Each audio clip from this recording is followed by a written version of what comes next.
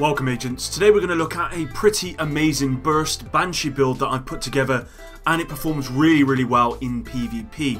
I know you guys are going to enjoy this one, so please drop a like if you do, subscribe below and turn on notifications as well to make sure you're up to date with all of my latest videos. And with that said, let's get into the build. Okay agents, so it's very rare that I actually do a Dark Zone build, but today I thought I'd do one for you guys as it's been so long. So as you can see here, we're running a Barrett's Bulletproof Vest on this one, and we're running health, exotic damage resilience, and ammo capacity. You could run skill haste here, but the reason I'm not is because what I'm really looking at with this vest here is the second talent. One skill on cooldown increases damage by 5%. So as long as you've got a skill on cooldown, you'll get an extra 5%, meaning I'm not going to run skill haste at all, which means I'll probably have a skill on cooldown once I use it for about 50 seconds, as you'll see. Modded wise, we are going for firearms and health on this one, because we don't want any skill haste. Moving on to the mask here, we're going to go for a Tenacious mask, because with Tenacious you get the extra 10% damage for 10 seconds when using a med kit. We're running crit chance and burn resistance on this one as well. You could probably run bleed resistance, but it really doesn't matter too much, to be honest. And again, Tenacious for that increased damage, that's what this build is all about. Doing loads and loads of damage and having relatively okay survivability. Moving on to the knee pads here, we've gone for stamina, health, and again, minor attributes of your choice. Mine are already rolled to disorient, burn, and disrupt, so I'm just keeping those. And modded wise, we've gone for firearms and performance mods. We've gone for pulse critical hit damage on the knee pads. Now, on the rest of this build, I'm running pulse critical hit chance.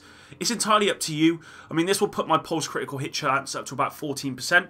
On top of my house, it's pretty high, looking at almost 60% with this build. I didn't actually show you the mod for this one, which again is firearms with health. Now moving on to the backpack, we've got firearms again with health, and we've got critical hit chance for both.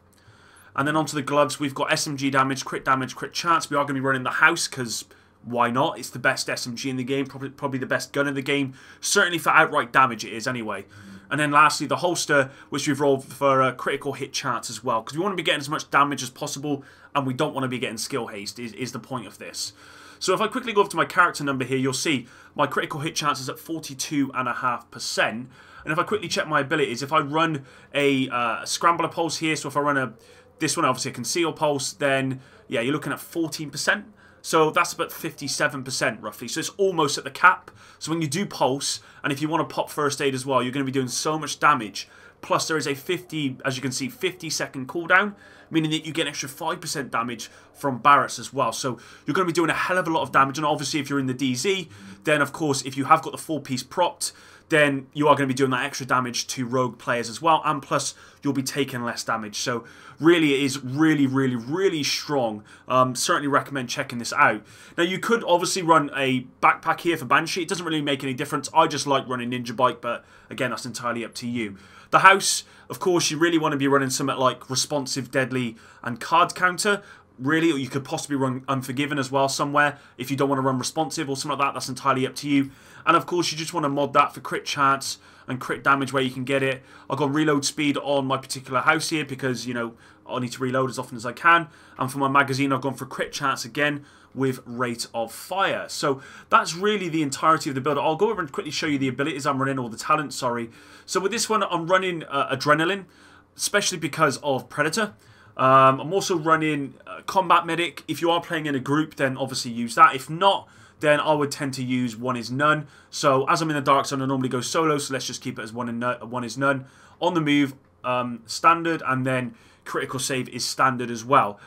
As I said, if we quickly check out the character sheet again, we've got critical hit chance at 42.5%, critical damage 109. If you think that's a little bit too low, you could probably just take off the health on this as a major attribute and put on critical hit damage. If you're going to take it off anywhere, I'd take it off the backpack. I wouldn't take it off the knee pads, just because you can roll health a lot higher on the knee pads than you can the backpack. Or you could take it off both if you're really feeling like it. But as you can see with my firearms and stamina, my stamina's fairly low. So you really want to keep health there if you can. You're going to be doing a hell of a lot of critical hits, so you should be doing a lot of damage anyway. Plus, if you have got the Banshee buff, then you know you're going to be destroying rogue players, I can promise you that. Obviously, you're going to have trouble with nomads who are at 9k stamina, but any build's going to have that trouble. But if you're popping a med kit, you've got your Banshee buff going, you've got your 5% from this, plus you've got pulse, and you've got your booster shot going at once, then honestly, the crits and stuff are crazy. And yeah, you're going to be melting people in the Dark Zone, I can promise you that.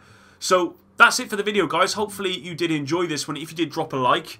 I am going to do a lot more of these sort of build videos. If you want to see some sort of commentary using the build, then let me know. But as of right now, I'm just going to be doing the builds because yeah, I really don't go in the Dark Zone too much. I've tested this in the Dark Zone.